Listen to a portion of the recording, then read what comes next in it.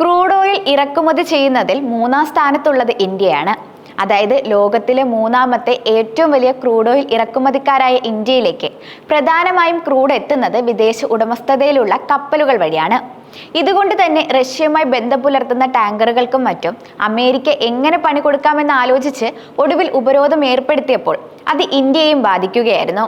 ഇപ്പോഴിതാ ഇതിന് പ്രതിവിധിയുമായി സ്വന്തം നിലയിൽ 100ലേറെ ചരക്ക് കപ്പലുകൾ സ്വന്തമാക്കാനുള്ള നീക്കത്തിലാണ് ഇന്ത്യ. സ്വന്തം ക്രൂഡ് ഓയിൽ ടാങ്കറുകളുടെ ഫ്ലീറ്റ് സ്വന്തമാക്കുന്നതോടെ എനർജി സുരക്ഷ ശക്തിപ്പെടുത്തുക എന്ന ലക്ഷ്യത്തിലേക്ക് കൂടുതൽ അടുക്കാനുള്ള ശ്രമത്തിലാണ് ഇന്ത്യ. നിലവിൽ സർക്കാർ ഉടമസ്ഥതയിലുള്ള എണ്ണ കമ്പനികൾ പഴക്കം ചെന്ന കപ്പലുകളെയും അന്താരാഷ്ട്ര ഷിപ്പിംഗ് കമ്പനികളിൽ നിന്ന് വാടകയ്ക്കെടുത്തവയുമാണ് പ്രധാനമായും ഇറക്കുമതിക്ക് ആശ്രയിക്കുന്നത്.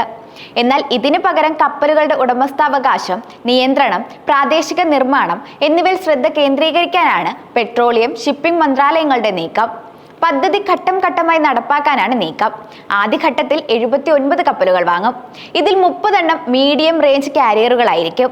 ഈ മാസം അവസാനം 10 ടാങ്കറുകൾക്കുള്ള ആദ്യ ഓർഡർ നൽകുമെന്നാണ് പ്രതീക്ഷയെന്നും റിപ്പോർട്ടുകൾ പറയുന്നുണ്ട്. 2040 വരെ നീണ്ടു നിൽക്കുന്ന ദീർഘകാല പദ്ധതിയിൽ 85,000 കോടി രൂപ, ഏകദേശം $10 ബില്യൺ നിക്ഷേപത്തോടെ 112 ക്രൂഡ് ഓയിൽ ടാങ്കറുകൾ വാങ്ങാൻ ഇന്ത്യ ലക്ഷ്യമിടുന്നതായും റിപ്പോർട്ട് വ്യക്തമാക്കുന്നുണ്ട്. വിദേശ കമ്പനികളുമായി സഹകരിച്ച് നിർമ്മിച്ചവയാണെങ്കിൽ പോലും പ്രാദേശികമായി നിർമ്മിക്കപ്പെടുന്ന കപ്പലുകൾക്ക് മാത്രമേ ഈ കരാറിൽ പരിഗണന ലഭിക്കുകയുള്ളൂ. ഫോസിൽ ഇന്ധനങ്ങളിൽ നിന്ന് മാറാനുള്ള അന്താരാഷ്ട്ര ശ്രമങ്ങൾക്കിടയിലും വർദ്ധിച്ചു വരുന്ന എനർജി ആവശ്യങ്ങൾ നിറവേറ്റാൻ ഇന്ത്യ റീഫൈനിങ് ശേഷി വർദ്ധിപ്പിക്കുന്നതും തുടരുകയാണ്. റീഫൈനിങ് ശേഷി നിലവിലെ 250 ദശലക്ഷം ടണ്ണിൽ നിന്ന് 2030 450 ദശലക്ഷം ടണ്ണായി ഉയർത്താനാണ് രാജ്യം ലക്ഷ്യമിടുന്നത്. നിലവിൽ ലോകത്തിലെ മൂന്നാമത്തെ വലിയ എണ്ണ ഇറക്കുമതിക്കാരായ ഇന്ത്യയുടെ ഫ്ലീറ്റിൽ 5% മാത്രമാണ് ഇന്ത്യയിൽ നിർമ്മിച്ച ടാങ്കറുകൾ. 2030 ഇത് 7%, 2047 69% ഉയർത്താൻ സർക്കാർ ഉദ്ദേശിക്കുന്നതായും വൃത്തങ്ങളെ ഉദ്ധരിച്ചുള്ള റിപ്പോർട്ടിൽ പറയുന്നുണ്ട്. പ്രാദേശിക നിർമ്മാണത്തെ പ്രോത്സാഹിപ്പിക്കാനുമുള്ള ഇന്ത്യയുടെ ഈ നീക്കം എനർജി സുരക്ഷയും സ്വയം പര്യാപ്തതയും ശക്തിപ്പെടുത്തുന്നതിനുള്ള നിർണായക ചുവടുവയ്പായിരിക്കും. വിദേശ ആശ്രയത്വം കുറയ്ക്കുന്നതിനോടൊപ്പം ഈ പദ്ധതി ആഭ്യന്തര ഷിപ്പിംഗ്, നിർമ്മാണ മേഖലകൾക്ക് ഉണർവ് നൽകുകയും ഇന്ത്യയുടെ വികസന ലക്ഷ്യങ്ങൾക്ക് അനുസൃതമായി മുന്നോട്ടു പോകാൻ സഹായിക്കുമെന്നും വിലയിരുത്തപ്പെടുന്നുണ്ട്. ഇന്ത്യയുടെ റഷ്യൻ ക്രൂഡ് ഓയിൽ ഇറക്കുമതി 2025 മെയ് മാസത്തിൽ പ്രതിദിനം 18 ലക്ഷം ബാരലിലേക്ക് ഉയരുമെന്ന് കപ്പൽ ട്രാക്കിംഗ് ഡാറ്റയായ ക്ലെപ്പർ വ്യക്തമാക്കുന്നുണ്ട്. കഴിഞ്ഞ 10 മാസത്തിനിടയിലെ ഏറ്റവും ഉയർന്ന നിരക്കാണിത്. ആഭ്യന്തര റിഫൈനറികൾ റഷ്യയിൽ നിന്നുള്ള ലൈറ്റ് ഗ്രേഡായ ESPO ബ്ലൈൻഡിന്റെ സംഭരണം വർദ്ധിപ്പിച്ചതായാണ് ഈ വളർച്ചയ്ക്ക് പ്രധാന കാരണം.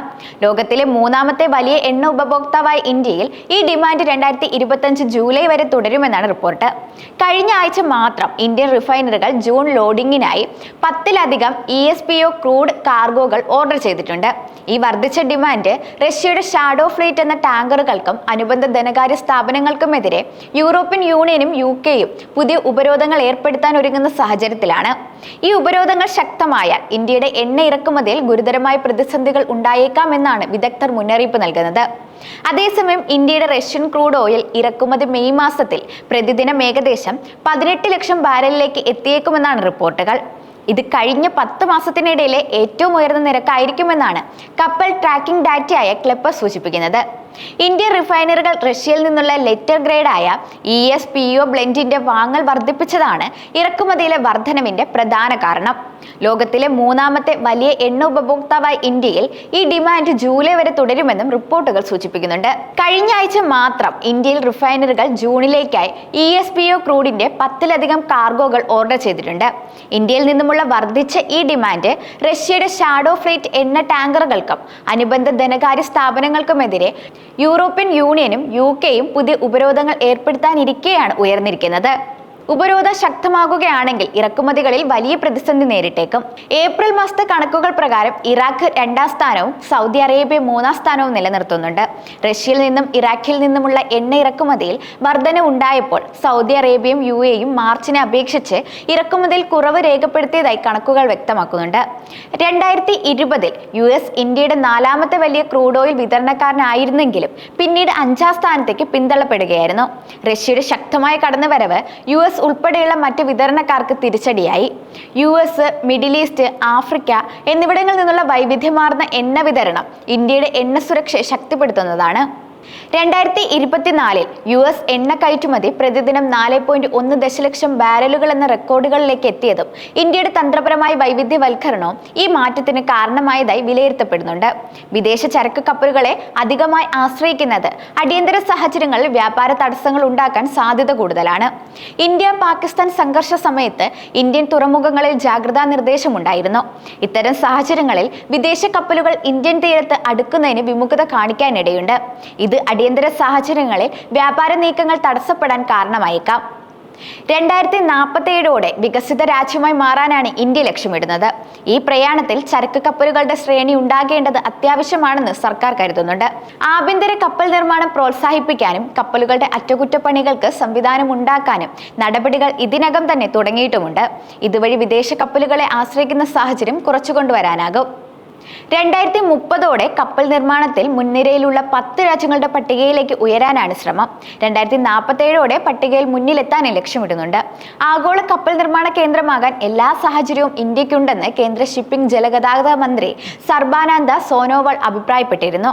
തന്ത്രപ്രധാന സ്ഥാനം, സാങ്കേതിക വൈദഗ്ധ്യം, കുറഞ്ഞ ചെലവിലുള്ള നിർമ്മാണം, ഇരുമ്പിന്റെ ലഭ്യത എന്നിവയെല്ലാം ഇന്ത്യക്ക് അനുകൂല ഘടകങ്ങളാണെന്ന് അദ്ദേഹം പറയുന്നുണ്ട്. നിലവിൽ പൊതുമേഖല എണ്ണ കമ്പനികൾ അസംസ്കൃത എണ്ണയുടെ ഇറക്കുമതിക്കായി കൂടുതലും വിദേശ എണ്ണ ടാങ്കറുകളെയാണ് ആശ്രയിക്കുന്നത്. ഇതിൽ പലതും പഴകിയവയാണ്. വിദേശ കപ്പലുകളുടെ ഉപയോഗം ഇറക്കുമതി ചെലവ് ഉയരാനും കാരണമാകുന്നുണ്ട്. മാത്രമല്ല, വിദേശ കപ്പലുകൾ ഉപയോഗിക്കുന്നതിലൂടെ എണ്ണ പോലെ തന്ത്രപ്രധാന ഉൽപ്പന്നങ്ങൾ ഇറക്കുമതി ചെയ്യുമ്പോൾ ഇന്ത്യക്ക് നിയന്ത്രണം നഷ്ടമാകുന്നു. ഈ സാഹചര്യത്തിൽ 112 ടാങ്കറുകൾ വാങ്ങാനാണ് പദ്ധതിയിടുന്നത്. ഇതിൽ ഭൂരിഭാഗവും ഇന്ത്യയിൽ തന്നെയാകും നിർമ്മിക്കുക. 20 വർഷം കൊണ്ട് 85,000 കോടിയിലധികം രൂപയുടെ നിക്ഷേപമാണ് ഇതിനായി പ്രതീക്ഷിക്കുന്നതെന്നാണ് സൂചന. ആദ്യഘട്ടത്തിൽ 79 ടാങ്കറുകളാണ് വാങ്ങുക. ഇതിൽ 30 എണ്ണം ഇടത്തരം റേഞ്ചിലുള്ളവയാകും. നിലവിൽ ഇന്ത്യ ഉപയോഗിക്കുന്നതിൽ 5% എണ്ണ ടാങ്കറുകളാണ് ഇന്ത്യയിൽ നിർമ്മിച്ചിട്ടുള്ളത്. 2030ഓടെ ഇത് 7%ത്തിലേക്കും 2047ഓടെ 69%ത്തിലേക്കും എത്തിക്കാനാണ് ലക്ഷ്യമിടുന്നത്.